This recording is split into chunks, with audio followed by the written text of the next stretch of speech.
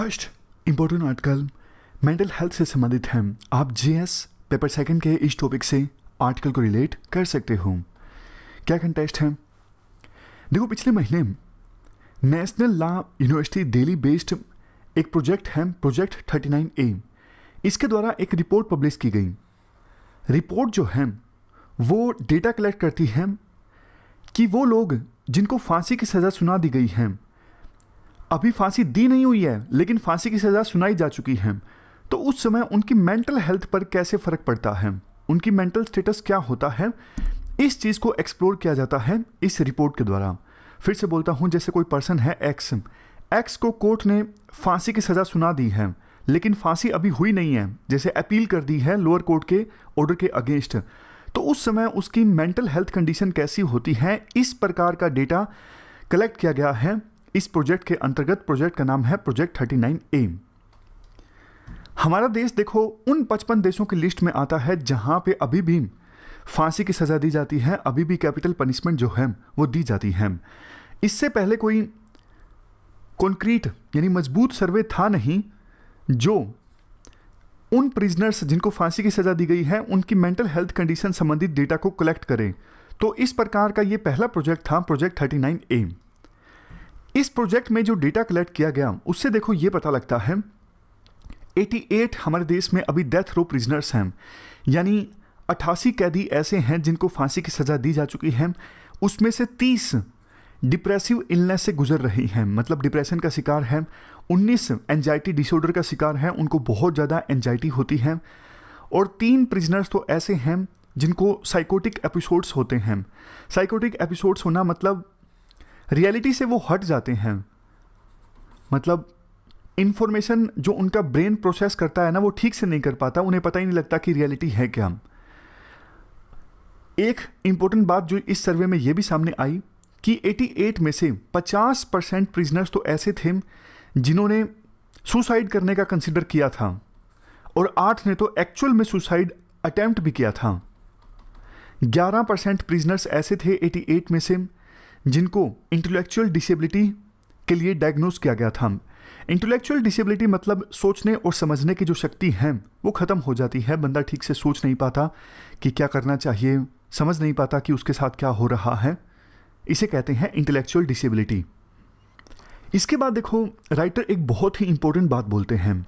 UN commission on human rights ने एक बात ये बोली हुई है कि वो पर्सन्स, वो प्रिजनर जो अभी किसी ना किसी तरह के मेंटल डिसऑर्डर से ग्रस्त है ना, उनको फांसी की सज़ा ना दी जाए। लेकिन देखो बावजूद इसके कई सारे देश ऐसे हैं इंक्लूडिंग इंडिया जो डायरेक्टली प्रोहिबिट नहीं करता है कि हाँ भाई डेथ रो प्रिजनर में अगर मेंटल डिसऑर्डर है तो उसको फांसी की सज़ा नहीं दी जाएगी। देखो राइटर कहते हैं सीधा सीधा रिलेशन है। अगर कोई डेथ रो प्रिजनर है, अगर उसकी मानसिक सिचुएशन ठीक नहीं है तो फिर वो अपने वकील को ठीक ढंग से डायरेक्शंस नहीं दे पाएगा कि आप अपील कैसे फाइल कीजिए, ये आर्गुमेंट रखिए जज के सामने। तो मतलब डिफेंड करने का जो उसका अधिकार है वो छिन गया ना, क्योंकि उसकी मानसिक जो सिचुएशन है वो ठीक नहीं है। आपने ना हिंदी फिल्मों में देखा होगा कुछ जो विलेंस होते हैं अपने बेटे की जान बचाने के लिए ये खेल खेलते हैं कि हाँ भाई उसको पागल करार दे देते हैं। जैसे एक अक्षय कुमार की मूवी थी विक्रम राठौर वाली, वो उसका विलेन का जो लड़का था उसको पागल करार दे दिया था, इससे वो बच गया था। मतलब ऐसा हिंदी फिल्मों में दिखाते हैं कि अपराधी ने जब ये क्राइम किया उसकी मानसिक सिचुएशन ठीक नहीं थी इसलिए इसे छोड़ दिया जाए। लेकिन ना एक्चुअल में जो कोर्ट है ना वो इस इनसैनिटी डिफेंस को इतना आसानी से नहीं मानती है, बहुत मुश्किल से मानती है कोर्ट की हाँ जो अपराधी है जिसने अपराध किया तो उस समय उसकी मानसिक सिचुएशन ठीक नहीं थी इसलिए उसे छोड़ दिया जाए। जैसे एक केस का एग्जांपल दिया जाता है, स्टेट ऑफ महाराष्ट्र वर्सेस संतोष मारुति माने 2014 का केस है। इस केस में हुआ ये था, एक अपराधी था, उसने ना बस से 9 लोगों को कुचल के मार दिया, मतलब अंधाधुंध बस चलाई और 9 लोगों की जान चली गई बस से टक्कर खा के। तो ना वकील ने ये डिफेंस रखा कि देखो जब अपराधी ने इस घटना को अंजाम दिया ना उसकी मानसिक सिचुएशन ठीक नहीं थी। वकील ने सबूत भी रखे कि उसका देखो इलाज चल रहा था मेंटल सिचुएशन का, इससे पहले मतलब इस घटना से पहले। लेकिन जज ने माना नहीं। जज ने कहा घटना से पहले मेंटल कंडीशन का इलाज चल रहा था, ये एक सफिशिएंट सबूत नहीं है कि जब घटना घटित हुई उस समय भी जो मानसिक कंडीशन थी अपराधी की वो ठीक नहीं थी, आप और प्रूफ लाइए। मतलब जज ने कहा आप डायरेक्ट एविडेंस लेके आइए जिससे पता लगता हो कि जिस समय घटना घटित हुई थी उस समय जो अपराधी था वो समझ ही नहीं पा रहा था कि जो कुछ वो कर रहा है उसके कंसिक्वेंसेस क्या हैं। यानी बस वो अंधाधुंध चला रहा है, लोग मर सकते हैं, उसको ये पता ही नहीं लग रहा था। आप ये साबित कीजिए। इसके जवाब में राइटर कहते हैं देखो कितना ही बड़ा साइकियाट्रिस्ट हो, वो ये नहीं साबित कर सकता कि जब क्राइम हुआ था तो उस समय या फिर उससे तुरंत पहले कैसी कंडीशंस थी उसके माइंड में, ये कोई साबित नहीं कर सकता। 2014 का सुप्रीम कोर्ट का एक केस है Shatrughan Chauhan versus union of India. इसमें सुप्रीम कोर्ट ने कहा था अगर देखो कोई death row prisoner mentally ill है तो ये एक ग्राउंड होना चाहिए उस अपराधी की सजा को डेथ सेंटेंस से लाइफ इम्प्रिजनमेंट में कन्वर्ट करने का। समझ गए ना, केस का नाम इंपॉर्टेंट है, Shatrughan Chauhan versus union of India, 2014 case है। इसमें सुप्रीम कोर्ट ने कहा था देखो अगर कोई डेथ रो प्रिजनर है, मेंटली इल है, तो फिर उसकी सजा को जो उम्र कैद है उसमें तब्दील किया जा सकता है। सुप्रीम कोर्ट के इस वर्डिक्ट के बावजूद वेरियस जो कोर्ट्स हैं जैसे हाई कोर्ट्स या फिर लोअर कोर्ट्स, वो पनिशमेंट देते वक्त मेंटल इलनेस को कंसिडर नहीं करती हैं। इसके बाद राइटर एक और इंपॉर्टेंट एस्पेक्ट पर लाइट डालते हैं। राइटर कहते हैं देखो मेंटल इलनेस के ना सोशल डिटर्मिनेंट्स भी जानना जरूरी है। आमतौर पे ये देखा गया है गरीब लोगों में मेंटल इलनेस ज़्यादा होती है, दिमागी रूप से गरीब लोग ज़्यादा बीमार होते हैं, या फिर यूं कहें जो मेंटली इल लोग होते हैं इसकी वजह से वो गरीबी का भी शिकार हो जाते हैं क्योंकि वो काम करना छोड़ देते हैं तो गरीबी से भी उनका सामना हो जाता है इसके बाद। इसके अलावा वो लोग जिन्होंने बचपन में शोषण का सामना किया था वो आगे जाके अडल्ट होके मेंटल इलनेस को ज़्यादा एक्सपीरियंस करते हैं। तो इस प्रोजेक्ट में जिसका नाम है प्रोजेक्ट 39A, जिसके तहत ये डेथ रो प्रिजनर्स का डेटा कलेक्ट किया गया ना, उनकी मानसिक हालत कैसी है, उससे ये पता लगता है ज़्यादातर ये जो लोग हैं ना गरीबी का शिकार हैं, शोषण का शिकार हैं, नेग्लेक्ट और वायलेंस का शिकार पास्ट में रहे हैं। इसके बाद राइटर ये सजेस्ट करते हैं वेरियस कोर्ट्स देखो जब अपना वर्डिक्ट दें तो वो 1980 के सुप्रीम कोर्ट के Bachchan Singh versus state of Punjab case के वर्डिक्ट को जरूर फॉलो करें। सुप्रीम कोर्ट ने 1980 में Bachchan Singh versus state of Punjab case में एक फ्रेमवर्क रखा था कि कोर्ट जब किसी को सेंटेंस देना तो साइको सोशल अप्रोच को फॉलो करें। साइको सोशल अप्रोच में क्या होता है, जज ये भी देखता है कि अपराधी ने जब क्राइम किया तो क्या वो एक्सट्रीम मेंटल और इमोशनल डिस्टर्बेंस से गुजर रहा था, क्या किसी वो बहुत बड़ी डिफ़िकल्टी का सामना कर रहा था जब अपराधी ने ये क्राइम कमिट किया। जब देखो हर एक जज इस साइको सोशल अप्रोच को फॉलो करेगा ना तो वो अपराधी की हिस्ट्री से रिलेट कर सकेगा कि उसने ये क्राइम क्यों किया है और इंडिविजुअल की जिसने क्राइम कमिट किया है उसकी उस समय मेंटली मतलब मानसिक अवस्था कैसी थी जब उसने ये क्राइम कमिट किया। ये है साइको सोशल अप्रोच। लास्ट में तो राइटर यही बोलते हैं मेंटल इलनेस जो है ये जो इशू है हमारे देश में ज़्यादा अटेंशन प्राप्त नहीं करता, लेकिन अब समय आ गया है एक चर्चा जरूर होनी चाहिए इस इशू पर हमारे देश में। तो ये पूरा आर्टिकल हमने डिस्कस किया, चलते हैं आगे। इसके बाद नेक्स्ट आर्टिकल मनरेगा के लिए फंड एलोकेशन से संबंधित है। आप जीएस पेपर सेकंड के इस टॉपिक से आर्टिकल को रिलेट कर सकते हो। क्या कंटेक्स्ट है, देखो अभी जो फाइनेंशियल ईयर चल रहा है ना 21-22 अभी ख़त्म भी नहीं हुआ है, 30 मार्च को ख़त्म होगा, लेकिन 29 अक्टूबर तक हमारे देश में 35 स्टेट्स एंड यूटीज़ में से 21 स्टेट एंड यूटीज़ ने मनरेगा के लिए जो फंड एलोकेट हुआ था ना उसे यूज़ कर लिया है। तो इससे क्या पता लगता है, इससे ये पता लगता है सीधा सीधा कि मनरेगा स्कीम की ना डिमांड काफ़ी ज़्यादा है, तभी तो 29 अक्टूबर आते आते 21 स्टेट्स एंड यूटीज़ ने तो मनरेगा के लिए जो फंड एलोकेटेड था वो पूरा यूज़ कर लिया है। पिछले साल मनरेगा के लिए जो एलोकेशन था ना वो इंक्रीज़ कर दिया गया था बाय 50,000 करोड़। क्यों? क्योंकि कोविड आ गया था पिछली बार। तो टोटल एलोकेशन मनरेगा के लिए पिछले साल था 1,11,500 करोड़। सरकार ने ये सोचा था बहुत सारे जो माइग्रेंट वर्कर्स हैं जो अपने घर लौटे हैं, उन्हें काम की ज़रूरत होगी, तो मनरेगा के लिए एलोकेशन इंक्रीज कर देते हैं ताकि उनको घर में ही काम मिल जाए। लेकिन इस साल बजट में सरकार ने 73,000 करोड़ रुपए एलोकेट किए हैं, जो देखो पिछले साल के अपेक्षाकृत, मतलब पहले जो सरकार ने एलोकेट किए थे वो इंक्रीज छोड़ दो, 50,000 करोड़ का जो इंक्रीज किया ना उसे तो छोड़ दो, लेकिन ओरिजिनली जितना सरकार ने एलोकेट किया था ना उससे तो ये 73,000 करोड़ रुपए ज़्यादा हैं, बट परसेंटेज के टर्म्स में देखे तो कम हैं। अक्टूबर के एंड तक केरला, तमिलनाडु, आंध्र प्रदेश, हिमाचल प्रदेश, ये तो देखो जितना मनरेगा के लिए एलोकेट किया था ना सरकार ने उससे भी ज़्यादा ये यूज़ कर चुके हैं। 100 रुपये एलोकेट हुए थे तो बल्कि इन्होंने मनरेगा स्कीम पर 130 रुपये खर्च कर दिए हैं। क्लियरली इससे पता लगता है कि ये तो अच्छे अच्छे स्टेट्स हैं, केरला, तमिलनाडु, आंध्र प्रदेश, मतलब यहाँ पे जो स्टैंडर्ड ऑफ लिविंग है, मतलब गरीबी थोड़ी कम है as comparison to UP, Bihar. जब यही स्टेट्स मनरेगा के लिए जितना एलोकेटेड था उससे ज़्यादा यूज कर चुके हैं तो सिचुएशन पूरे देश में क्या है आप पता लगा सकते हो। इसके जवाब में जो रूरल डेवलपमेंट मिनिस्ट्री है सेंट्रल गवर्नमेंट की, वो तो ये बोलती है कुछ स्टेट्स जानबूझ के आर्टिफिशियली डिमांड क्रिएट कर रहे हैं मनरेगा स्कीम के तहत। लेकिन राइटर कहते हैं देखो इनमें से कुछ स्टेट्स तो बीजेपी रूल्ड भी हैं और बहुत सारी ऐसी खबरें भी आई हैं कि कुछ वर्कर्स ने काम मांगा मनरेगा स्कीम के तहत, उनको काम नहीं दिया गया, उनको लौटा दिया गया क्योंकि ये बोल के कि फंड्स की अभी कमी है, आपको वेजेस नहीं मिलेंगे देने के लिए, तो ये कह के बहुत से वर्कर्स को काम नहीं दिया गया।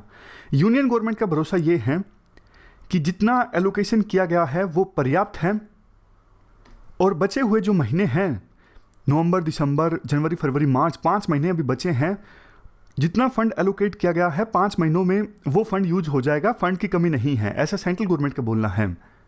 बट देखो सच्चाई जो है वो इससे परे है।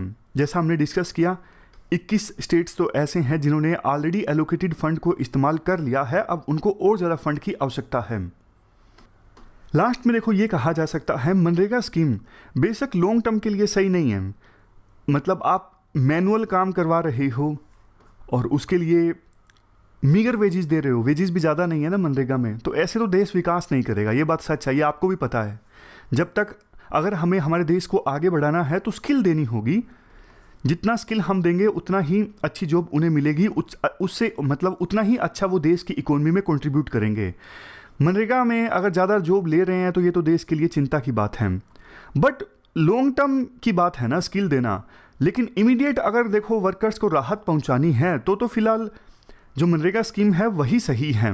एकदम से तो आप एक रात में तो आप किसी को स्किल दे नहीं सकते, स्किल देने में तो टाइम लगता है ना, लेकिन एक रात में आप मनरेगा स्कीम के तहत काम जरूर दे सकते हो और उसे देने के लिए आपको ज़्यादा फंड एलोकेट करने होंगे मनरेगा स्कीम के लिए। अगर देखो आप मनरेगा स्कीम के तहत ज़्यादा फंड एलोकेट नहीं करोगे तो काम नहीं होगा मजदूरों के पास में, तो फिर रूरल एरियाज़ में जो डिमांड है वो भी कम होगी। रूरल एरियाज़ में डिमांड कम होगी तो फिर इकोनॉमिक सिचुएशन कैसे इंप्रूव होगी हमारे देश की। तो फिलहाल के लिए देखो अगर मनरेगा स्कीम के लिए सरकार ज़्यादा एलोकेट करती है तो इससे फ़ायदा ही होगा, कई सारे फ़ायदे होंगे। एक तो देखो सीधा सीधा जॉब्स क्रिएट होंगी, बेशक क्वालिटी जॉब्स ना हो लेकिन शॉर्ट टर्म में मज़दूरों को राहत पहुंचाने के लिए सही है। दूसरा, इससे अब मनरेगा स्कीम के तहत वर्कर्स काम करते हैं, कुछ ना कुछ इंफ्रास्ट्रक्चर इंप्रूव होता है ना, जैसे अगर कोई बंजर भूमि थी उसे ठीक कर दिया गया, पार्क बना दिया गया, पेड़ उगा दिए गए, तो इंफ्रास्ट्रक्चर क्रिएट होता है, रूरल एरियाज़ में डिमांड क्रिएट होती है, रूरल एरियाज़ में डेवलपमेंट आती है, ये सारे फ़ायदे होते हैं मनरेगा स्कीम के। लेकिन फिर से बोलता हूँ मनरेगा स्कीम देखो लॉन्ग टर्म के लिए सॉल्यूशन नहीं है, लॉन्ग टर्म के लिए सॉल्यूशन यही है क्वालिटी जॉब्स हम क्रिएट करें। तो ये पूरा आर्टिकल हमने डिस्कस किया मनरेगा स्कीम से संबंधित।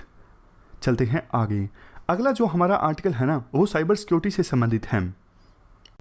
आप जीएस पेपर 3 के इस टॉपिक से आर्टिकल को रिलेट कर सकते हो। देखो ये चाइना की रणनीति का एक हिस्सा है। साइबर अटैक चाइना की स्ट्रेटजी का पार्ट है वार की सिचुएशन में, और चाइना इसे 3 फेसेस में एग्जीक्यूट करता है। सबसे पहला फेस, चाइना मिलिट्री के ऑपरेशंस को डिसरप्ट करने की कोशिश करता है, मतलब मिलिट्री के द्वारा जो कमांड एंड कंट्रोल सिस्टम इस्तेमाल किया जाता है उसे तबाह करने की कोशिश चाइना के द्वारा की जाती है साइबर अटैक की सहायता से पहले फेज में। और देखो गवर्नमेंट के बीच और मिलिट्री के बीच जो कम्युनिकेशन सेटअप होता है उसे भी डिस्ट्रॉय करने की कोशिश की जाती है। इसके बाद फेज 2 में सिविल नेटवर्क्स जैसे इलेक्ट्रिसिटी, रेलवेज, हॉस्पिटल्स, इन सब को नुकसान पहुंचाया जाता है। और फेज 3 में चाइना फाइनेंशियल इंस्टीट्यूशंस को टारगेट करता है, या फिर इसके अलावा जो बचे हुए नेटवर्क्स हैं उनको टारगेट करता है। देखो हम बात करें इंडिया की, हमारे देश में साइबर सिक्योरिटी कैसी है, क्या हम इस प्रकार के साइबर अटैक के लिए तैयार हैं या फिर नहीं, हम बेसिक से डिस्कस करेंगे। लेकिन उससे पहले आप सिचुएशन देख लीजिए। 2016 में बैंक्स ने ये इन्फॉर्म किया कि ऑलमोस्ट 32 लाख यूजर्स का जो डेबिट कार्ड का डेटा है वो चोरी हो गया है। 2018 में पुणे बेस्ड एक कॉस्मोस बैंक ने मालवेयर अटैक में 94 करोड़ रुपए लॉस कर दिए, मतलब इतने रुपए का उनको घाटा हुआ एक मालवेयर अटैक की वजह से। पिछले साल कुडनकुलम प्लांट में साइबर अटैक हुआ था। इन सब को देखते हुए और ऑस्ट्रेलिया में हुए साइबर अटैक को देखते हुए Indian computer emergency response team ने हाल ही में एडवाइजरी जारी की कि चाइना से मैसिव फिशिंग अटैक हो सकता है, पहले से हमें तैयार रहना होगा और हमारे साइबर सिक्योरिटी से संबंधित इंफ्रास्ट्रक्चर को दुरुस्त करना होगा। तो अब आगे हम साइबर सिक्योरिटी से संबंधित चीज़ों को बेसिक से डिस्कस करते हैं ताकि मेंस का ये टॉपिक आपका तैयार हो जाए।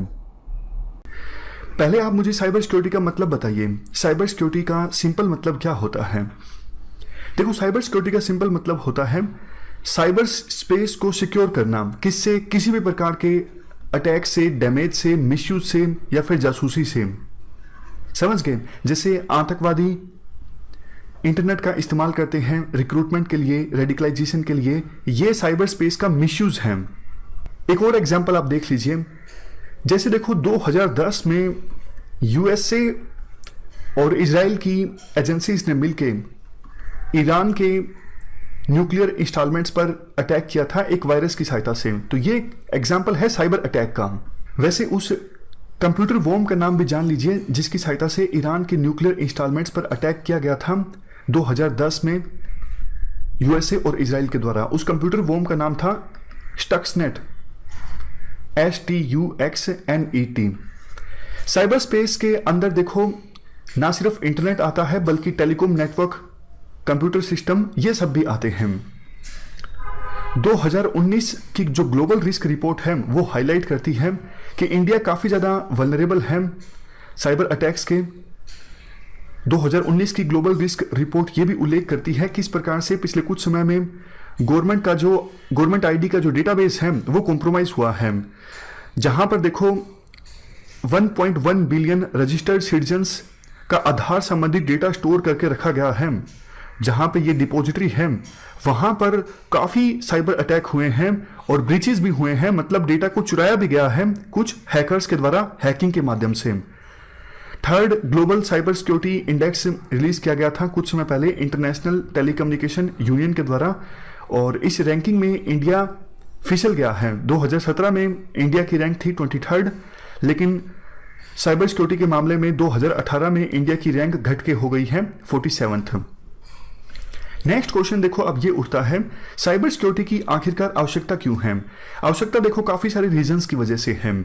गवर्नमेंट काफ़ी ज़्यादा डिजिटलाइजेशन पे फोकस कर रही है, जैसे आधार कार्ड के माध्यम से काफ़ी सारी सर्विसेज प्रोवाइड की जा रही हैं, डिजी लॉकर है, इवन नीचे का पॉइंट ऑनलाइन ट्रांजैक्शंस पर गवर्नमेंट बहुत ज़्यादा फोकस कर रही है। इसके साथ साथ हमारे देश में इंटरनेट यूजर्स की जो संख्या है वो बहुत तेज़ी से बढ़ रही है। अभी यूएसए और चाइना को अगर हम छोड़ दें तो इंडिया तीसरा ऐसा देश है जहां पर इंटरनेट यूजर्स की संख्या सबसे ज़्यादा है। इसी प्रकार से अगर देखो हमें ये इंश्योर करना है कि साइबर अटैक की वजह से हमारे देश की इकोनॉमी को नुकसान ना पहुंचे। जैसे एग्जाम्पल के तौर पे आपको याद होगा कुछ समय पहले पुणे के एक बैंक पर साइबर अटैक हुआ था, बहुत सारा जो एटीएम संबंधी डेटा है वो चुरा लिया गया था, सिस्टम कुछ समय तक ठप पड़े रहे थे। तो साइबर अटैक की वजह से इकोनॉमिक लॉस काफ़ी ज़्यादा हो सकता है। अगर हमें ये प्रिवेंट करना है तो साइबर सिक्योरिटी की आवश्यकता है। इसके अलावा जैसे देखो इंटरनेट यूजर्स के मामले में इंडिया तीसरे नंबर पे है, स्टार्टअप्स के मामले में भी इंडिया तीसरे नंबर पे है। चाइना और यूएसए के बाद तीसरे नंबर पे सबसे ज़्यादा जो स्टार्टअप्स हैं वो इंडिया में हैं। तो आजकल जो ज़्यादा स्टार्टअप्स इमर्ज हो रहे हैं वो देखो इंटरनेट बेस्ड हैं, इसलिए भी साइबर सिक्योरिटी की जो आवश्यकता है वो काफ़ी ज़्यादा है। सबसे लास्ट पॉइंट है वल्नरेबिलिटी। आज के समय में हर 10 मिनट में एक साइबर क्राइम इंडिया में होता है। इंडिया बहुत ज़्यादा वल्नरेबल है, इसलिए साइबर सिक्योरिटी की हमें आवश्यकता है। अब नेक्स्ट हम जानते हैं चैलेंजेस क्या क्या हैं साइबर सिक्योरिटी को इंश्योर करने में। सबसे पहला चैलेंज तो देखो ये है डिजिटल इलिटरेसी। लोगों को पता नहीं है किस प्रकार से वो अपने कंप्यूटर सिस्टम को सुरक्षित बना सकते हैं, कौन से सॉफ्टवेयर उन्हें इस्तेमाल करने चाहिए।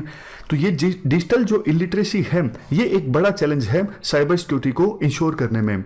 दूसरा सब standard devices and imported devices. देखो हम बहुत सारे जो इंटरनेट या फिर टेलीकॉम संबंधित इक्विपमेंट्स हैं वो चाइना से इंपोर्ट करते हैं, वो बिल्कुल सब स्टैंडर्ड होते हैं सिक्योरिटी के लिहाज से। अगर हम देखें तो हमारी जो ये इंपोर्ट डिपेंडेंस है ना चाइना के ऊपर, ये भी एक प्रकार से चैलेंज आप इसे कह सकते हो, ऑब्स्टेकल कह सकते हो साइबर सिक्योरिटी को इंश्योर करने में। नेक्स्ट है न्यू टेक्नोलॉजी। देखो नई नई टेक्नोलॉजी आती रहती है, लेकिन उस लिहाज से साइबर सिक्योरिटी को इंश्योर करने में हम नए सॉफ्टवेयर्स नहीं डेवलप कर पाते या फिर नया प्रोटोकॉल हम जारी नहीं कर पाते। नेक्स्ट है लैक ऑफ यूनिफॉर्म स्टैंडर्ड्स। अलग अलग डिवाइसेस के द्वारा अलग अलग स्टैंडर्ड्स को फॉलो किया जाता है। तो अगर यूनिफॉर्म स्टैंडर्ड्स हों जो विभिन्न डिवाइसेस के द्वारा फॉलो किए जाएं तो साइबर सिक्योरिटी को और बेहतर ढंग से सुनिश्चित किया जा सकता है। नेक्स्ट इंफ्रास्ट्रक्चर की कमी है और ट्रेंड स्टाफ भी नहीं है। बहुत सारी वैकेंसीज खाली रहती हैं साइबर सिक्योरिटी पर्सनल की। कहा यह गया था कि आने वाले कुछ सालों में हम 5 लाख ट्रेंड साइबर सिक्योरिटी से जुड़े पर्सनल को तैयार करेंगे, लेकिन ऐसा अभी तक नहीं हो पाया है। नेक्स्ट है एनोनिमिटी। देखो दूर देश में बैठा कोई पर्सन इंडिया की किसी इंपॉर्टेंट वेबसाइट को हैक कर लेता है या फिर किसी प्रकार का दूसरा नुकसान पहुंचा देता है, तो देखो पता नहीं लगता कि किसने साइबर अटैक किया है। आईपी एड्रेस से ट्रैक किया जा सकता है पर्सन को, लेकिन काफ़ी बार वीपीएन डिवाइसेस का इस्तेमाल किया जाता है, मतलब आईपी एड्रेस को चेंज कर दिया जाता है अलग अलग तरह के सॉफ्टवेयर से। तो ये जो पता नहीं लग पाता ना किसने साइबर अटैक को अंजाम दिया है, इससे बहुत सारे लोग एंकरेज होते हैं, उनको लगता है कि हम कुछ भी करेंगे पकड़ में नहीं आएंगे। तो ये एक चैलेंज है साइबर सिक्योरिटी को इंश्योर करने में। लास्ट चैलेंज है lack of coordination among various agencies. देखो हमारे देश में कई सारी एजेंसीज हैं जो साइबर सिक्योरिटी को इंश्योर करने के लिए काम करती हैं, लेकिन उनके बीच कोऑर्डिनेशन नहीं देखने को मिलता। अब नेक्स्ट हम बात करते हैं वेरियस स्टेप्स टेकन। कौन कौन से स्टेप्स लिए गए हैं साइबर सिक्योरिटी को इंश्योर करने की दिशा में।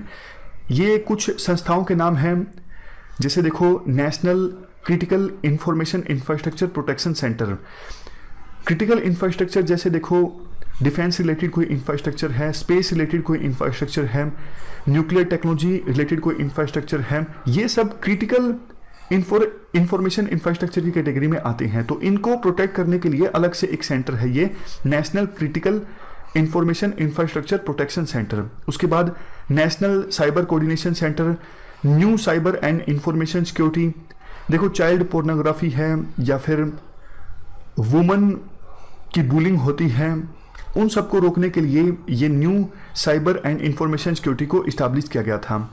इसके अलावा डिफेंस साइबर एजेंसी, ये मिलिट्री रिलेटेड एजेंसी है। Indian cyber crime coordination centre and cyber warrior police force, cyber स्वच्छता केंद्र, साइबर सुरक्षित Bharat initiative, national information centre, computer emergency response team. जैसे देखो फाइनेंशियल स्फीयर में किसी प्रकार का अटैक हो जाता है तो तुरंत रिस्पॉन्स की आवश्यकता होती है ताकि फर्दर डैमेज को प्रिवेंट किया जा सके। उस दिशा में काम करती है ये team, computer emergency response team. इसके अलावा देखो लेजिस्लेटिव मेजर्स की बात करें तो आईटी एक्ट 2000 है, जिसे अमेंड भी किया गया था 2008 में। इस एक्ट का सेक्शन 43 डेटा प्रोटेक्शन पर फोकस करता है, सेक्शन 66 हैकिंग पर, सेक्शन 69 साइबर टेररिज्म पर। नेशनल साइबर सिक्योरिटी पॉलिसी 2013 भी सरकार के द्वारा लाई गई थी। इस पॉलिसी के कुछ मुख्य पॉइंट्स पर हम बात करें, डिफरेंट बॉडीज़ को सेटअप किया जाएगा ताकि वेरियस लेवल पर थ्रेट को काउंटर किया जा सके, और इसके साथ साथ एक नेशनल नोडल एजेंसी को इस्टेब्लिश किया जाएगा ताकि साइबर सिक्योरिटी मैटर्स पर कोऑर्डिनेशन इस्टेब्लिश किया जा सके। Next point, national critical information infrastructure protection centre establish किया जाएगा, जो कि किया जा चुका है। नेक्स्ट पॉइंट, 5 लाख लोगों की एक वर्कफोर्स तैयार की जाएगी जिन्होंने ट्रेनिंग हासिल की हो साइबर सिक्योरिटी में। लेकिन देखो, इस पॉइंट पर ज़्यादा काम नहीं हुआ है। अभी भी हमारे देश में बहुत कम लोग ऐसे हैं जिन्होंने साइबर सिक्योरिटी के मामले में ट्रेनिंग हासिल की है। नेक्स्ट पॉइंट, बिजनेसेस को फिजिकल बेनिफिट्स दिए जाएंगे ताकि वो बेस्ट सिक्योरिटी प्रैक्टिसेस को अडोप्ट करें। अभी देखो, जो बिजनेसमैन हैं वो ज़्यादा ध्यान देते नहीं साइबर सिक्योरिटी पर, लेकिन उनको थोड़े फिजिकल बेनिफिट्स अगर दिए जाएंगे तो वो ज़्यादा जागरूक होंगे, वो कदम उठाएंगे साइबर सिक्योरिटी को इंश्योर करने के लिए। नेक्स्ट, रेगुलर देखो चेकअप करना जरूरी है इक्विपमेंट्स का, और ताकि अवेयरनेस फैलाई जा सके। ये जो इक्विपमेंट्स आप इस्तेमाल कर रहे हो ये सब स्टैंडर्ड हैं, इनसे साइबर सिक्योरिटी अच्छे से इंश्योर नहीं होगी और साइबर अटैक का खतरा हमेशा बना रहेगा। नेक्स्ट, बजाय इसके कि देखो हम चाइना से इक्विपमेंट्स को इंपोर्ट करें, हमें ध्यान देना होगा इस चीज़ पर कि ज़्यादा से ज़्यादा इक्विपमेंट्स हम हमारे देश में ही मैन्युफैक्चर करें। अब लास्ट में बारी आती है वे फॉरवर्ड की। वे फॉरवर्ड में देखो सिंपल चीज़ें हैं, कोऑर्डिनेशन इस्टेब्लिश किया जाए विभिन्न एजेंसीज के बीच। साइबर डेटरेंस, जैसे देखो न्यूक्लियर डेटरेंस का कंसेप्ट है कि आपके पास न्यूक्लियर वेपन है तो डर पैदा करना दुश्मन देश में कि वो आपके ऊपर किसी प्रकार का अटैक ना करे। अगर ऐसा होता है तो इंडिया भी अपने न्यूक्लियर वेपन्स का इस्तेमाल करेगा आपके ऊपर, आपको ये पता होना चाहिए। उसी प्रकार से साइबर डेटरेंस का ये कंसेप्ट काम करता है। जैसे देखो, पाकिस्तान अगर अपने हैकर्स को समर्थन देता है कि आप इंडिया के क्रिटिकल इंफ्रास्ट्रक्चर को नुकसान पहुंचाओ, तो इंडिया भी दुगनी स्ट्रेंथ के साथ पाकिस्तान के क्रिटिकल इंफ्रास्ट्रक्चर को नुकसान पहुंचाएगा। अगर इस प्रकार का डर हम पाकिस्तान के मन में पैदा कर देते हैं तो पाकिस्तान अपने हैकर्स को सपोर्ट करना बंद कर देगा। यही साइबर डेटरेंस है, मतलब डर पैदा करना ताकि अटैक को प्रिवेंट किया जा सके। नेक्स्ट है better regulation and adoption of norms. अच्छे से जो साइबर सिक्योरिटी संबंधित नॉर्म्स हैं उनको फॉलो किया जाए और रेगुलेशन भी बेहतर हो। साइबर इंश्योरेंस फ्रेमवर्क को इस्टेब्लिश किया जाए, मतलब अगर साइबर अटैक की वजह से कोई नुकसान होता है तो उसके लिए इंश्योरेंस भी होना चाहिए। इस प्रकार का फ्रेमवर्क इस्टेब्लिश किया जाए। इन्वेस्टमेंट ज़्यादा होनी चाहिए साइबर सिक्योरिटी के बिजनेस में। आईटी एक्ट 2008 को अमेंड करके और इफेक्टिव बनाया जाए। स्किल डेवलप की जाए। साइबर सिक्योरिटी संबंधित जो पॉलिसी है पुरानी हो चुकी है, इसे अपडेट किया जाए। समय समय पर साइबर सिक्योरिटी का ऑडिट होता रहना चाहिए ताकि कमियों का पता लग सके। और स्टेट लेवल पे भी साइबर सिक्योरिटी संबंधित फ्रेमवर्क को इस्टेब्लिश करने की आवश्यकता है। इंटरनेशनल कोऑर्डिनेशन भी होना चाहिए। और सबसे लास्ट में बुडापेस्ट कन्वेंशन है साइबर क्राइम के ऊपर। इस कन्वेंशन ने भी एक फ्रेमवर्क प्रोवाइड किया था ताकि विभिन्न देशों के बीच कोऑर्डिनेशन इस्टेब्लिश किया जा सके। तो बुडापेस्ट जो कन्वेंशन है उसके प्रोविजंस को भी इंडिया को फॉलो करना चाहिए, और जो फ्रेमवर्क इस कन्वेंशन के द्वारा प्रोवाइड किया गया है उस फ्रेमवर्क को भी हम इंडिया में अडॉप्ट कर सकें, ऐसी सरकार को कोशिश करनी चाहिए। तो इस प्रकार से साइबर सिक्योरिटी से संबंधित हमने ये आर्टिकल डिस्कस किया। अब लास्ट में केस स्टडी हम डिस्कस करते हैं थोड़ा सा। देखो, एथिक्स में केस स्टडी का जो पार्ट है वो 120 या फिर 130 नंबर का होता है, लेकिन बहुत सारे स्टूडेंट्स इस पार्ट को हल्के में लेते हैं कि केस स्टडी तो लिख ही देंगे, आसान है। लेकिन देखो, बात आसान या फिर मुश्किल की नहीं है, बात है अच्छे केस स्टडी के आंसर्स आप लिख पाते हो और क्या आप उससे मार्क्स ले पाते हो या फिर नहीं ले पाते हो। तो इस वीडियो में हम केस स्टडीज के बारे में डिस्कस करेंगे, कैसे आपको केस स्टडी का आंसर लिखना चाहिए।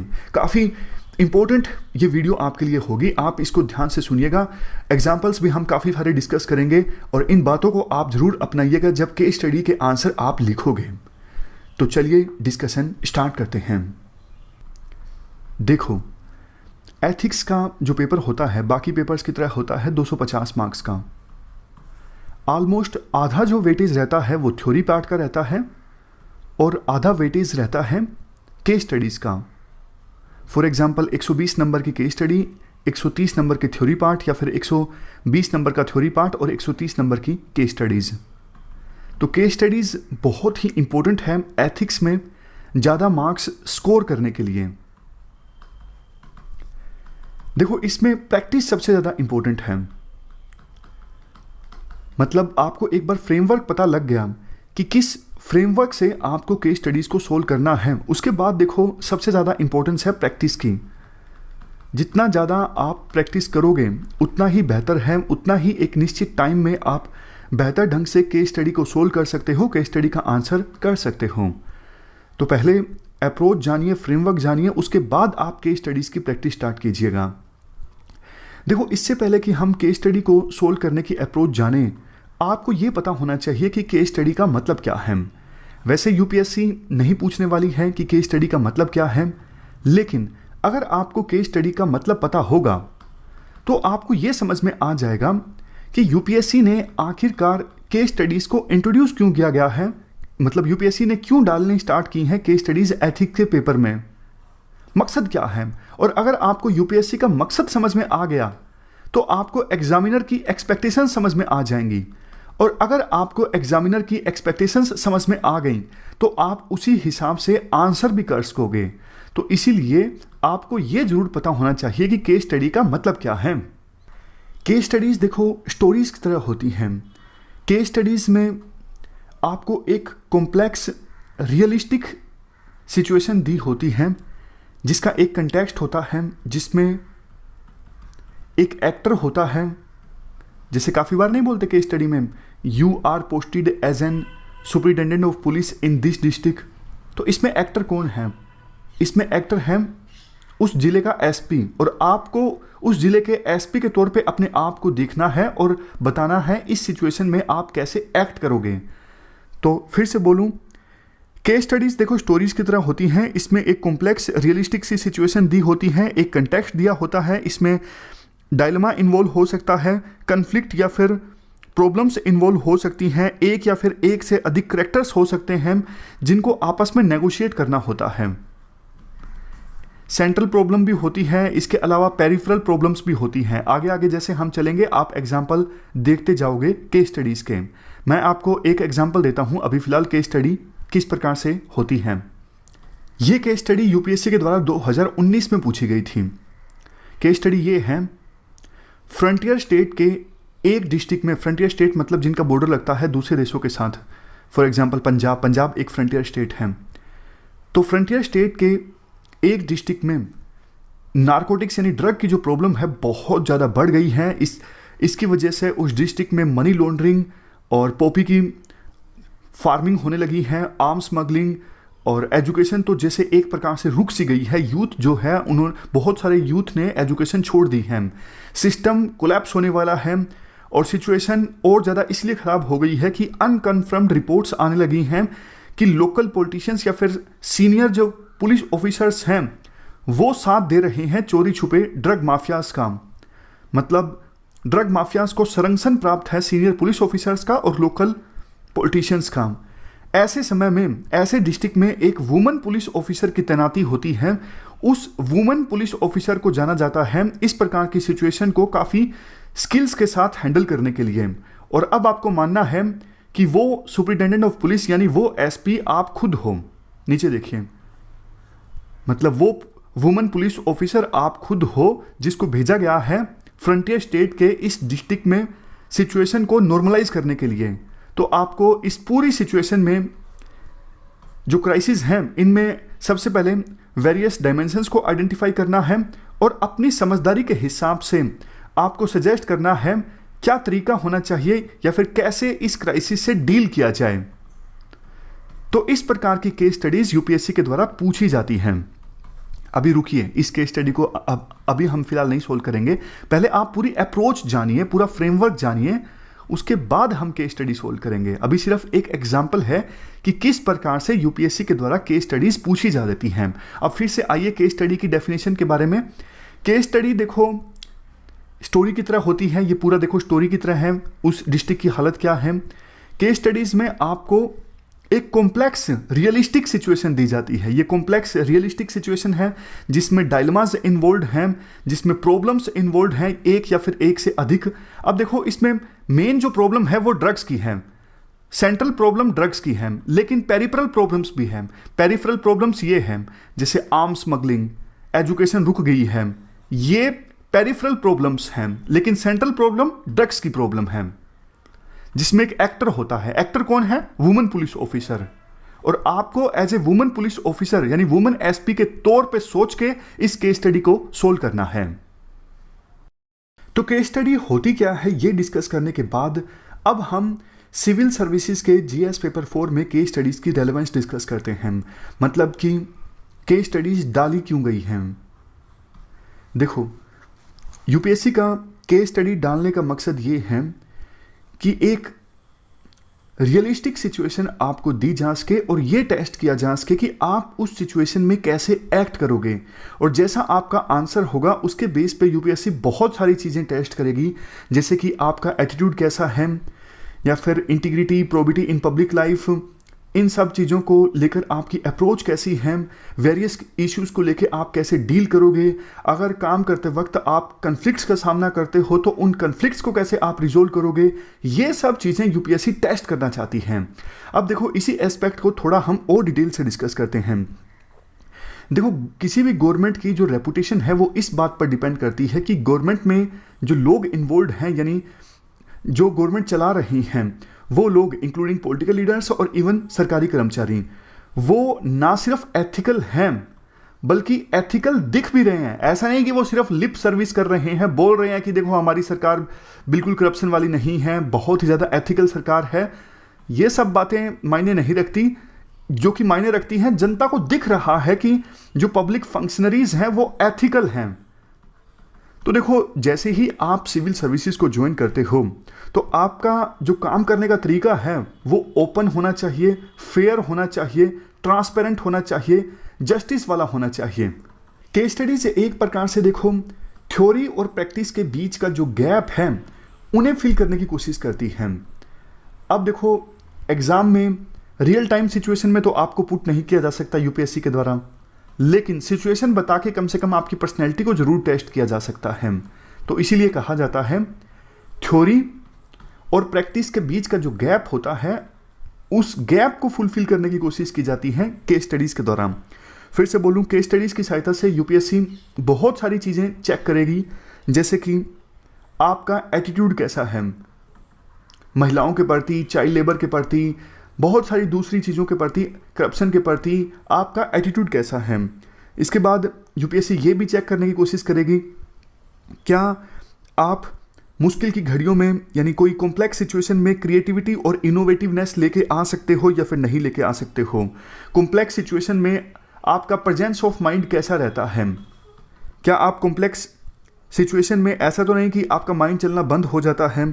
इसके साथ साथ यूपीएससी ये भी चेक करेगी कि मोरल डायलेमाज या फिर एथिकल डायलेमाज का सामना आप किस प्रकार से करते हो। आपके सामने एथिकल डायलेमा अगर आ जाता है तो उसको आप किस प्रकार से रिजोल्व करोगे। यूपीएससी ये भी चेक करेगी केस स्टडीज की सहायता से आपकी डिसीजन मेकिंग स्किल्स कैसी हैं। क्या कॉम्प्लेक्स सिचुएशन में आप डिसीजन ले भी पाते हो या फिर नहीं ले पाते हो। इसके साथ साथ अब बहुत सारी केस स्टडीज देखो करंट अफेयर से संबंधित भी होती हैं, बिल्कुल करंट में जो इशू चल रहा होता है। तो यूपीएससी ये भी जानने की कोशिश करती है कि जो इश्यूज समाज में चल रहे हैं क्या आप उनसे अवेयर हो। मतलब समाज में जो प्रॉब्लम्स चल रही हैं क्या आप उससे अवेयर हो, अगर हो तो कैसे आप उन प्रॉब्लम्स का सामना करोगे अगर आप ऑफिसर बन जाते हो। यूपीएससी ये भी चेक करेगी कि किसी इशू को लेके आपकी अंडरस्टैंडिंग क्या है या फिर परसेप्शन क्या है। जैसे मैरिज है, महिलाओं को छोटे कपड़े पहनने चाहिए, एजुकेशन, तो ये सब चीज़ों को लेके आपकी अंडरस्टैंडिंग, आपकी परसेप्शन चेक की जाएगी। और सबसे लास्ट में जो यूपीएससी चेक करेगी वो है इमोशनल इंटेलिजेंस। आप इमोशनली इंटेलिजेंट हो या फिर नहीं हो। मान लीजिए आपका किसी इशू को लेके पर्सन इमोशंस हैं, मतलब आप फील करते हो किसी इशू के बारे में, जैसे एलजीबीटी हैं, आपको लगता है पर्सनली कि हाँ एलजीबीटी कम्युनिटी जो है उनको अलाउ होना चाहिए।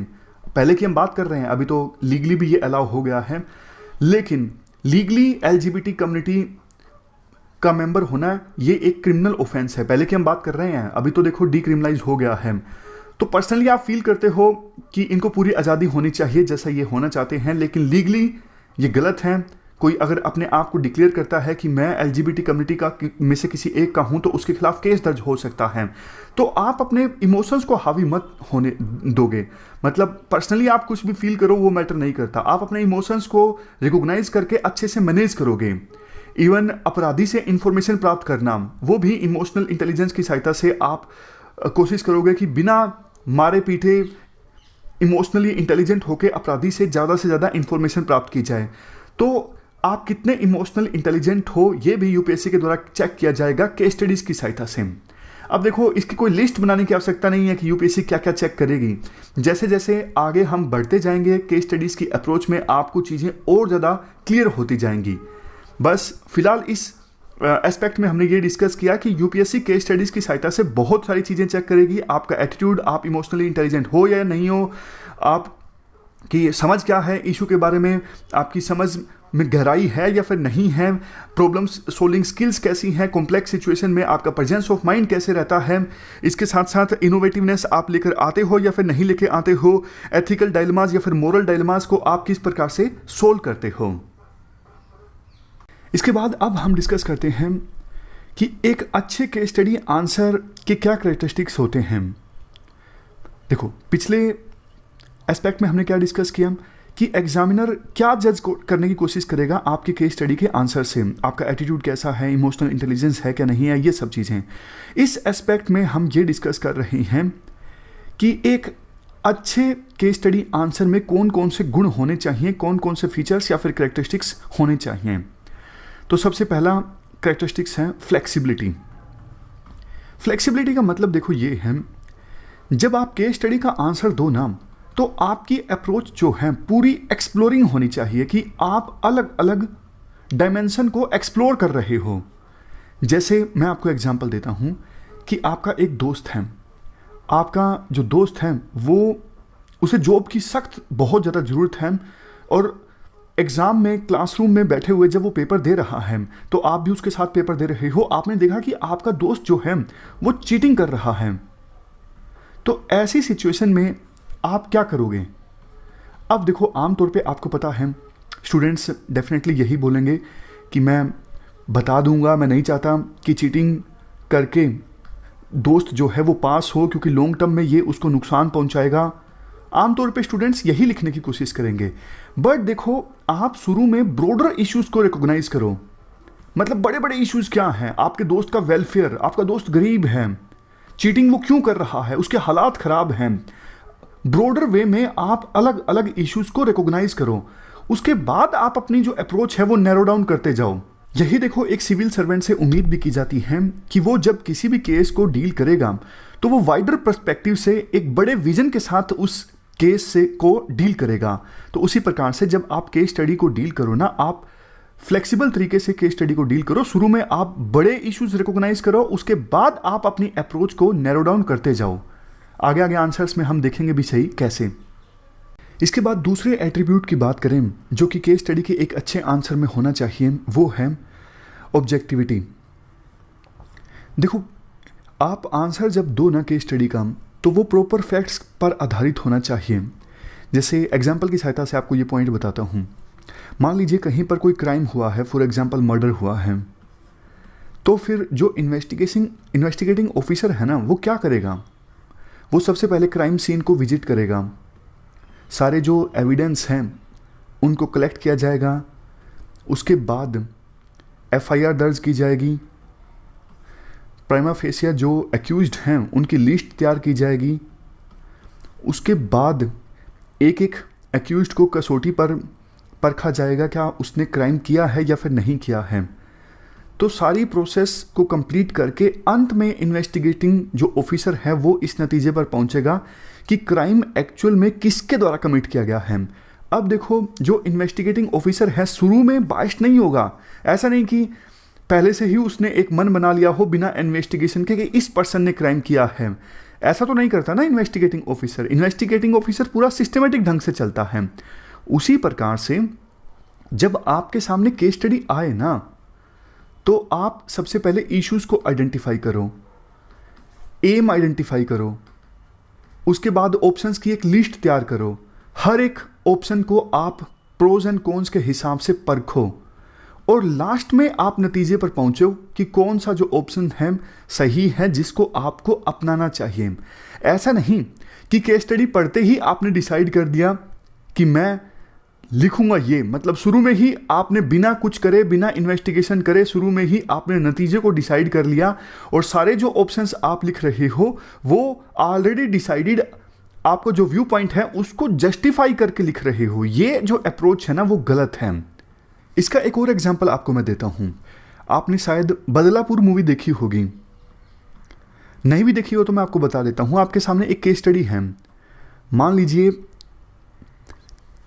कोई पर्सन है जिसका नाम है महेश, एक सेकंड रुकिए, महेश नाम का पर्सन है। 8 साल पहले महेश की जो फादर हैं या फिर मदर हैं वो बैंक में गए थे पैसे निकलवाने के लिए, और उसी समय वहाँ पे रोबरी हो गई, डकैती पड़ गई। और जो रोबर्स थे, अपराधी थे, उन्होंने जानबूझ के महेश की मदर की हत्या कर दी ताकि वहाँ पे जो भीड़ मौजूद हैं उनमें एक डर कायम किया जा सके। मतलब किसी को गोली मार दी जाएगी तो बाकी कोई हिलेगा भी नहीं ना, तो आराम से वो लोग रोबरी कर पाएंगे, ऐसी उनकी सोच थी। तो लेकिन ये क्राइम होने के बाद, यानी भाग गए थे वो रोबर्स महेश की मदर को गोली मार के। महेश की मदर की तो डेथ हो गई, लेकिन पुलिस ने उन अपराधियों को गिरफ्तार कर लिया। तो उम्र कैद की सज़ा सुनाई गई उन रोबर्स को जिन्होंने महेश की मदर को गोली मारी थी, और जो मेन एक्यूज था जिसने गोली चलाई थी, अब देखो उसको सज़ा काटते हुए 7 साल पूरे हो गए हैं, 7 या 8 मान लीजिए, 8 साल पूरे हो गए हैं। 8 साल पहले की घटना है। अब एक एनजीओ ने महेश से संपर्क किया है कि जो ये मेन एक्यूज्ड हैं जिसने गोली मारी थी आपकी मदर को, उसको एक कैंसर है और वो 1 ही और साल जी पाएगा। अगर आप लिख के दे दो कि मुझे कोई आपत्ति नहीं है अगर मेन एक्यूज्ड को रिलीज भी किया जाता है दया के ग्राउंड्स पे, कंपैशन के ग्राउंड्स पे, तो मुझे कोई आपत्ति नहीं है। अगर आप लिख के दे देते हो तो फिर जो मेन एक्यूज्ड हैं वो अपनी ज़िंदगी का लास्ट जो साल है, अंतिम जो साल है, 1 साल की उसकी ज़िंदगी बची है, वो अच्छे से जी लेगा। तो अगर आप महेश की जगह होते या फिर महेश आपसे राय मांगता है तो आप क्या सजेस्ट करोगे? क्या आप लिख कर देना पसंद करोगे कि हाँ इसे छोड़ दिया जाए ताकि 1 साल अपनी ज़िंदगी का ये लास्ट अपने परिवार के साथ बिता सके? आप बताओ क्या ओपिनियन आप दोगे महेश को ऐसी सिचुएशन में? अब देखो, आप में से ज़्यादातर लोग यही लिखना चाहेंगे कि कोई बात नहीं, 8 साल हो गए, और जो फॉरगिवनेस है यानी माफ़ी देना जो है ये एक क्वालिटी है, तो इसलिए मैं लिख कर दे दूंगा कि मेन एक्यूज्ड को छोड़ दिया जाए लास्ट साल के लिए। बट देखो, अगर आप गहराई से सोचोगे इस केस के बारे में, अगर आप ऑप्शंस की लिस्ट बनाओगे तो आपको ये एहसास होगा कि मेन एक्यूज्ड को अपने लास्ट साल के लिए छोड़ना ये सोसाइटी के लिए काफ़ी ज़्यादा नुकसानदायक भी साबित हो सकता है। क्योंकि देखो, उसने गलती से मर्डर नहीं किया था, वो एक प्रोफेशनल मर्डरर था। उसने जानबूझ के महेश की मदर पर गोली चलाई थी कि एक डर कायम किया जा सके।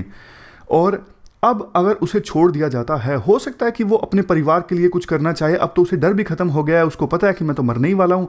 हो सकता है कि वो छूट के और ज़्यादा क्राइम्स करे, ये भी तो हो सकता है ना। ये सारी सिचुएशंस को आपको एनालाइज करना होगा। ये आप तभी एनालाइज कर सकोगे अगर आप ऑब्जेक्टिव पॉइंट ऑफ व्यू से पूरी सिचुएशन को एनालाइज करोगे फैक्ट्स के आधार पर। वैसे देखो, इस केस में तो इनोवेटिव सॉल्यूशन भी लाया जा सकता है कि जैसे लास्ट साल के लिए मेन एक्यूज्ड को ओपन जेल में शिफ्ट कर दिया जाए कि वो दिन में अपने परिवार से मिल सके लेकिन वापस आके वो जेल में ही सोए। इस प्रकार का एक इनोवेटिव सॉल्यूशन जो है वो अपनाया जा सकता है। इसके बाद एक अच्छे केस स्टडी के आंसर का तीसरा जो एट्रीब्यूट है वो मोर प्रैक्टिकल अप्रोच से संबंधित है। आपकी जो अप्रोच है केस स्टडी में वो प्रैक्टिकल होनी चाहिए। ऐसा नहीं कि आप कुछ भी लिख लो जो फिजिबल ही ना लगे। जैसे देखो, ये नशे वाली प्रॉब्लम का केस स्टडी है 2019 का। इसमें आप यूँ नहीं लिख सकते ना कि आप पड़ोसी देश के प्रधानमंत्री से अपील करोगे कि प्लीज़ आप अपने देश में जो क्राइम है उस पर लगाम लगाइए क्योंकि हमारे साइड में स्मगलिंग हो रही है ड्रग्स की। ये कितना ज़्यादा इनप्रैक्टिकल है। तो ऐसी चीज़ें आपको नहीं लिखनी, आपको बिल्कुल प्रैक्टिकल चीज़ें लिखनी है जिसे इंप्लीमेंट किया जा सके और जिसे आप इंप्लीमेंट करोगे अगर आप डीएम हो, अगर आप उस सिचुएशन में एज ए एक्टर बिहेव कर रहे हो। नेक्स्ट है एथिकल कंसिडरेशन। इसका मतलब देखो ये है, कुछ चीज़ों को लेके आप बिल्कुल भी कॉम्प्रोमाइज़ नहीं कर सकते। जैसे देखो महिला का इशू है, अब मान लीजिए आप किसी ऑर्गेनाइजेशन में काम कर रहे हो और आपके डिपार्टमेंट में आप हेड हो, आपके पास एक केस आता है महिला के साथ हरासमेंट का, सेक्सुअल हरासमेंट का, और जिस एम्प्लॉय पर आरोप है वो आपकी ऑर्गेनाइजेशन का एक बहुत ही ज़्यादा एफिशिएंट एम्प्लॉय है। तो ऐसा नहीं कि हाँ आप कोई इनोवेटिव सॉल्यूशन लेके आओगे कि जैसे उस पर्सन पर भी कार्रवाई ना हो क्योंकि वो एफिशिएंट है, नहीं। देखो ऐसे केसेस में कोई कॉम्प्रोमाइज़ नहीं हो सकता। मतलब महिलाओं के साथ अगर सेक्सुअल हरासमेंट के केस आपके सामने आते हैं तो फिर आपको एक्शन लेना ही होगा विदाउट कॉम्प्रोमाइज़। इसी प्रकार से नेशनल सिक्योरिटी का इशू हो, डेमोक्रेसी का इशू हो, कुछ ऐसे इश्यूज़ हैं जिनको लेके आप कॉम्प्रोमाइज़ नहीं कर सकते। मतलब एक बैलेंस्ड जो अप्रोच है इन केसेस में आप नहीं अपना सकते। इसके बाद नेक्स्ट एट्रीब्यूट है एक अच्छे केस स्टडी आंसर का, पर्सनल बायसिस। देखो रियल लाइफ में हो सकता है कि आपकी कोई ना कोई सोच होगी, आप किसी पर्टिकुलर पार्टी को सपोर्ट करते होंगे, आपकी कोई आइडियोलॉजी होगी, लेकिन वो सब चीज़ें रिफ्लेक्ट नहीं होनी चाहिए आंसर में। ऐसा नहीं कि आप केस स्टडी में जैसे फॉर एग्जांपल किसान आंदोलन का केस स्टडी में पूछ लिया गया तो आप बिल्कुल सपोर्ट में उतर आओगे सरकार के, या फिर सरकार की बिल्कुल ही खिलाफत कर दोगे। नहीं, आपको इन सब चीज़ों में नहीं पढ़ना है। और इवन कई स्टूडेंट्स ऐसे भी होते हैं जो पॉलिटिशियंस को बहुत ज़्यादा गाली देने लगते हैं कि पॉलिटिशियन कुछ नहीं करते, ऐसा करते हैं वैसा। ऐसा भी कुछ नहीं होना, आपको सिस्टम के साथ चलना है। कल को आपको पॉलिटिशियंस के साथ मिलके ही काम करना है, उनके ऑर्डर्स भी मानने हैं।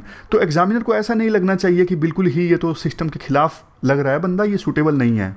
तो आपकी जो भी सोच है, पर्सनल सोच है, उस सोच को आपको दूर रखना है केस स्टडी के आंसर्स में। एक न्यूट्रल तरीके से आपको केस स्टडी को अप्रोच करना है। इसके बाद नेक्स्ट एस्पेक्ट की बात करें, ये है जस्टिफिकेशन।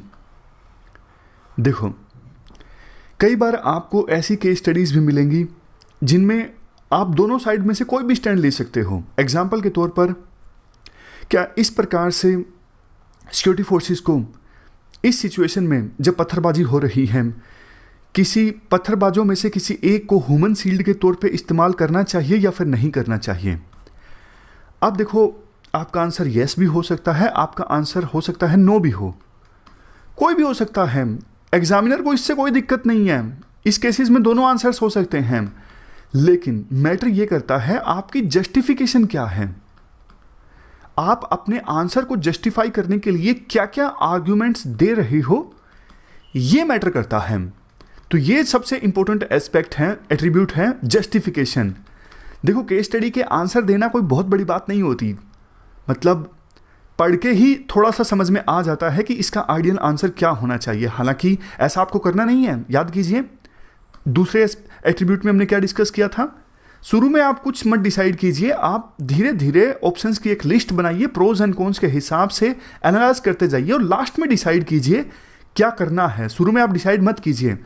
मेरा कहने का मतलब ये है कि देखो ऐसा नहीं कि एग्जामिनर को आप कोई यूनिक सा आंसर दे दोगे, जो आंसर आप दोगे वो भी सिंपल ही होगा, लेकिन आप जस्टिफाई कैसे करते हो अपने आंसर को वो मैटर करता है, उसके बेस पे आपको मार्क्स मिलेंगे। तो जस्टिफिकेशन बहुत इंपॉर्टेंट है। अलग अलग अप्रोचेस के आधार पर आप जस्टिफाई कर सकते हो अपने व्यू पॉइंट को। अप्रोचेस जैसे कि याद कीजिए हमने डिस्कस किए थे वो utilitarian approach, virtue approach, justice based approach, rights based approach, उन सबको एक बार हम फिर से देखेंगे ताकि उनको आप केस स्टडी में इस्तेमाल कर सको। इसके बाद नेक्स्ट है taking stand on ethical grounds. ये देखो एथिकल कंसिडरेशन से मिलता जुलता एट्रीब्यूट है कि आप एथिकल ग्राउंड्स के आधार पर अपना स्टैंड लोगे। जो थ्योरी में हमने वैल्यूज़ डिस्कस की काफ़ी सारी, उन वैल्यूज़ के आधार पर आप अपना स्टैंड लोगे। सबसे लास्ट में है फॉलोइंग द फ्रेमवर्क। देखो आप जो कुछ लिख रहे हो, आपने जो कुछ सोचा है, जो कुछ एग्जामिनर चाहता है, उन सब के बीच में एक कन्वर्जेंस होना चाहिए। और ये कन्वर्जेंस तब बैठेगा जब आप एक प्रॉपर फ्रेमवर्क के हिसाब से अपने केस स्टडी के आंसर्स दोगे। ऐसा नहीं कि कहीं भी कुछ भी लिख दिया, ऐसे तो देखो एग्जामिनर को समझना भी मुश्किल हो जाएगा। रैंडम तरीके से आप कुछ भी लिख रहे हो। जैसे हम आंसर राइटिंग के बारे में डिस्कस करते हैं कि कैसे आपको एक क्वेश्चन का आंसर देना है। इंट्रोडक्शन होना चाहिए, बीच में बॉडी होनी चाहिए, लास्ट में कंक्लूजन होना चाहिए। उसी प्रकार से केस स्टडी के आंसर का भी एक फ्रेमवर्क होता है। उस फ्रेमवर्क के हिसाब से ही आपको केस स्टडी का आंसर देना है। तो इस प्रकार से केस स्टडी के बेसिक्स को डिस्कस करने के बाद अब हम डिस्कस करेंगे केस स्टडी के आंसर के फ्रेमवर्क के बारे में, यानी स्ट्रक्चर के बारे में। अगर देखो केस स्टडी के आंसर को लिखने से पहले आप आंसर की एक पिक्चर माइंड में बना लेते हो ना, तो इससे काफ़ी सारे फायदे होते हैं। सबसे पहला फायदा तो ये होता है, आपके आंसर में एक फ्लो मेंटेन रहता है। डायमेंशंस जो आप ऐड करना चाहते हो या फिर विभिन्न स्टेक होल्डर्स का जो आप पर्सपेक्टिव ऐड करना चाहते हो वो नहीं छूटता, और इसके साथ साथ आपका टाइम भी सेव होता है, क्योंकि आपको एग्जैक्टली पता है क्या आप लिखने जा रहे हो। ऐसा नहीं कि लिखते लिखते आपका माइंड ब्लैंक हो गया और हाथ ने लिखना बंद कर दिया और आप सोचने लग गए कि आगे क्या लिखूं। ये सब चैलेंजेस आपको नहीं फेस करने पड़ते अगर आप पहले से आंसर की पिक्चर माइंड में बना लेते हो। तो देखो केस स्टडी के आंसर में सबसे पहले बात आती है इंट्रोडक्शन की। क्या लिखोगे आप इंट्रोडक्शन में? जनरली देखो स्टूडेंट्स ये गलती कर देते हैं, केस स्टडी के आंसर को लिखते वक्त इंट्रोडक्शन में केस स्टडी के फैक्ट्स लिख देते हैं। बट देखो ये ज़्यादा अच्छी प्रैक्टिस है नहीं। क्यों? क्योंकि देखो फैक्ट्स तो सारे के सारे यूपीएससी ने केस स्टडी के क्वेश्चन में दिए ही हैं ना, दोबारा से उनको आइडेंटिफाई करके इंट्रोडक्शन में लिखने का कोई फ़ायदा नहीं है। वैसे भी आपके पास टाइम काफ़ी ज़्यादा कम है, आपके पास स्पेस भी कम है। हालांकि एथिक्स में स्पेस की इतनी ज़्यादा दिक्कत नहीं आती, बट टाइम तो आपका वेस्ट होता है ना। आप मुझे एक बात बताइए, जब आप GS paper 2, GS paper 3, even ethics में जो थ्योरी पार्ट लिखते हो, क्या उसमें आप क्वेश्चन के फैक्ट्स शुरू में लिखते हो? कोई नहीं लिखते ना। तो आप केस स्टडी के आंसर में एथिकल डायलेमास और एथिकल कंसर्न्स या फिर एथिकल इश्यूज के बारे में लिखिए। तो इस प्रकार से हमने केस स्टडी में इंट्रोडक्शन कैसे होना चाहिए ये पार्ट कंप्लीटली डिस्कस कर लिया। तो फिलहाल हम डिस्कशन को यहीं स्टॉप करते हैं और बाद में हम कहीं डिस्कस करेंगे कि केस स्टडी में जो बॉडी पार्ट है वो कैसे होना चाहिए। फिलहाल की डिस्कशन में इतना ही है। Thank you very much for discussion.